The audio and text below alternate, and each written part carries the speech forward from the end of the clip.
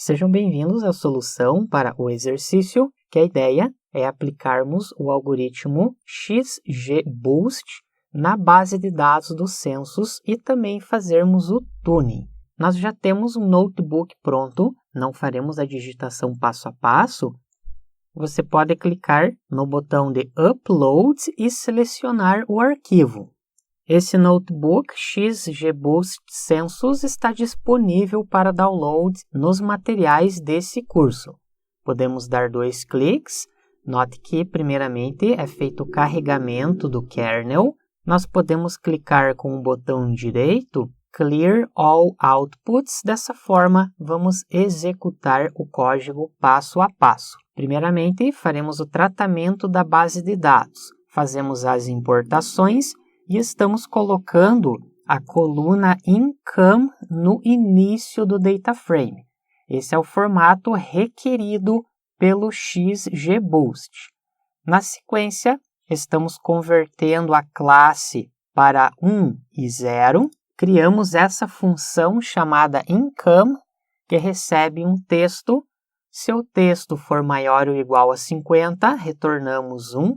Caso contrário, retornamos 0. Para aplicarmos essa função na base de dados, nós acessamos a coluna Income e utilizamos a função Apply, passando como parâmetro a função Income. Perceba que essa função recebe um texto como parâmetro. Quando nós chamamos a função Apply, serão percorridas todas as linhas da base de dados, e o atributo Income será enviado como parâmetro.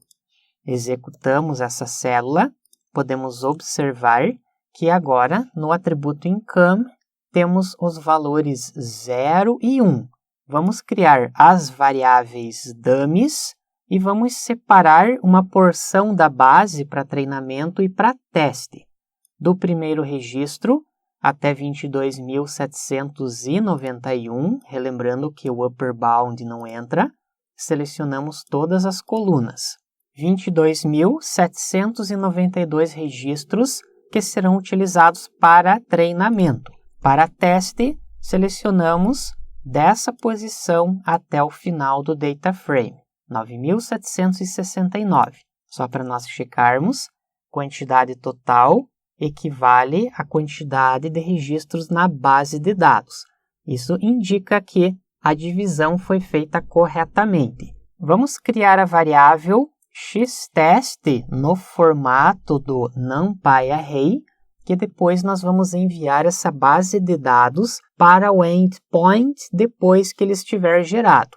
Nessa variável x temos somente os atributos previsores. Podemos observar a quantidade de registros e a quantidade de colunas. Também vamos buscar somente as classes para depois nós compararmos com as respostas do algoritmo. Precisamos criar a base de treinamento e a base de teste no formato CSV, retirando o cabeçalho e também retirando o índice. Executamos. Perceba que serão gerados 2 CSVs. O primeiro com o teste, note que nós não temos cabeçalho, e temos outro arquivo com os dados de treinamento, também sem cabeçalho, formato requerido pelo XGBoost. Vamos agora para as configurações do SageMaker, fazemos as importações, e aqui estamos simplesmente criando as variáveis que estão relacionadas ao armazenamento desses dados. Temos a role, que é a permissão, localização da base de treinamento, localização da base de dados de teste, localização do modelo final. Na sequência, vamos enviar os CSVs convertendo para o formato binário. Será copiado diretamente para o S3. Podemos acessar o painel AWS, o S3. Vamos agora observar o nosso bucket, pasta datasets, census, train. Temos o census train data xboost e temos também a pasta test, census test data xboost.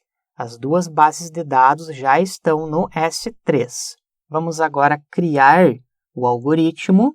Primeiramente o container, logo na sequência definimos o estimator e vamos setar somente o parâmetro numRound igual a 6 e com relação ao objective estamos trabalhando com a regressão logística, um problema de classificação. Portanto, precisamos mudar esse objetivo. Na sequência, criamos o train inputs e o validation inputs no formato necessário para enviarmos para o XGBoost. Criamos a variável dataChannels, passando train e também validation, relembrando que em cada etapa do treinamento será feita também a validação utilizando a outra base de dados. Por fim, vamos fazer o treinamento chamando o método fit. Agora vamos aguardar até o término desse treinamento. Depois que o treinamento está concluído, nós podemos fazer o deploy do algoritmo, o XGBoost Classifier. Após o deploy, nós podemos checar se o endpoint foi gerado no console do SageMaker. Podemos voltar para o console inicial do AWS, acessamos o SageMaker, podemos visualizar o menu Inferência e note que o endpoint foi criado com sucesso. Só uma observação importante, que depois que você utiliza o endpoint, você já pode apagá-lo para evitar cobranças.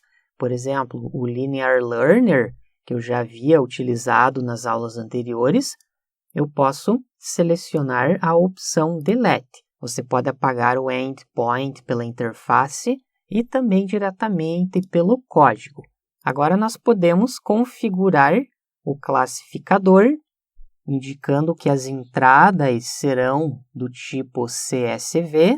Note que nós temos os dados de teste, atualmente estão no formato do NumPy Array, que serão convertidos para o formato CSV. Vamos fazer as previsões e note que elas são geradas em um formato um pouco diferente. Antes nós tínhamos a classe 0 ou 1 para o Linear Learner. Nesse caso, são retornadas probabilidades, valores entre 0 e 1.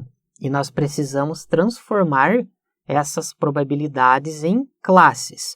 Uma maneira bem comum é utilizarmos esse limiar de 0,5. Ou seja, se o valor da previsão for maior ou igual a 0,5, será classificado como 1, caso contrário, será classificado como 0. Perceba que são retornados true e false. True significa 1 e false significa 0. Agora nós podemos utilizar as previsões e comparar com o y-test. Não é necessário converter o true para 1 e o false para 0. O próprio Python fará essa conversão internamente. Agora nós podemos gerar a matriz de confusão, visualizar o accuracy. Note que nós temos 86%. Podemos inclusive comparar com o Linear Learner. Com relação ao accuracy, nós tínhamos 84 e agora temos 86, uma melhoria de 2%. Com relação à matriz de confusão, 451 erros da classe 0 e temos 509 erros, ou seja, o Linear Learner tem um desempenho inferior. Com relação à classe 1, 999 e aqui temos 821. Temos um resultado mais interessante. Com relação ao recall, note que nós tínhamos somente 58% para a classe 1. Com o XGBoost temos o valor de 66, um desempenho bem interessante, com uma precisão também melhor, 78%. Depois de executar essa parte padrão, nós podemos fazer o tuning dos parâmetros. Eu não vou executar esse processo passo a passo que eu já havia executado antes da gravação da aula. eu estou usando os mesmos parâmetros utilizados anteriormente para o tuning com regressão. A diferença é que para a classificação, o nome da métrica deve ser Validation Error e não o RMSE. Com relação ao Training Job Definition, o Eval Metric será o Error e o Objective será o Binary Logistic, pois estamos trabalhando com classificação. Depois você pode executar esse código para criar o tuning dos parâmetros. Perceba que depois eu estou criando um novo modelo considerando esses valores de parâmetros. Inclusive, nós podemos executar essa nova etapa do treinamento. Enquanto o treinamento é executado, nós podemos observar o Hyperparameter Tuning Jobs. Note que nós temos esse job XBoost Tuning Census. São gerados esses 9 modelos, temos o valor do erro e a ideia é selecionar os parâmetros que tenham o menor erro, clicando em Best Training Job, o erro 0.12, e aqui temos a lista dos melhores parâmetros. Eu copiei esses parâmetros diretamente para esse novo modelo. Vamos aguardar o treinamento e logo na sequência o deploy e vamos fazer o teste e o comparativo. Após o treinamento, podemos executar esse código para a geração do endpoint. Depois que o endpoint está gerado, podemos buscar as previsões, relembrando que são geradas probabilidades, aplicamos o filtro, se for maior ou igual a 0,5, será true, caso contrário, será false. Temos os dados de teste e agora precisamos fazer o comparativo entre ambos. Geramos a matriz de confusão, perceba que os erros são bem menores se comparados com a versão anterior. Com relação ao accuracy, chegamos em 87%, melhoramos um pouco mais. E com relação ao Classification Report, nós temos o recall de 64 e 80 a precisão da classe 1, relembrando que isso indica que o algoritmo consegue identificar corretamente 64% dos registros da classe 1, e quando um registro da classe 1 é identificado, a precisão é de 80%. Com relação ao recall, temos 95% para a classe 0 e 89% é a precisão para essa classe. Com isso, fechamos a solução para esse exercício. Obrigado e até a próxima aula!